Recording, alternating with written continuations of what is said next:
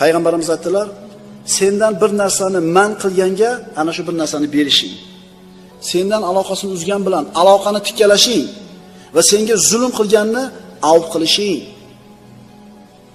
Agar o'shalarni qilsang, Alloh taolo seni jannatga kiritadi. Nimalar deyildi? Birinchisi nima bo'ldi? Bir narsani sendan man qilgan odamga bir narsani berishing. Qarindosh urug'laring sendan aloqasini uzgan bo'lsa, sen orqasidan borishliging ulardi. Va uchinchisi, senga zulm qilganni avf qilishing. Uchovi ham qiyin, uchovi ham qiyin, ayniqsa hozirgi zamonda. Boraversanmi dedi, biz bir marta ham uyingga kelmas. Nima qarzing bormi ulardan dedi. Shunaqa esliklar ko'p, boyagaligi yo'llaringni ochib oladi deganda ulfatlar bor-da, boraversanmi sen dedi. 7-qotiyur rohim.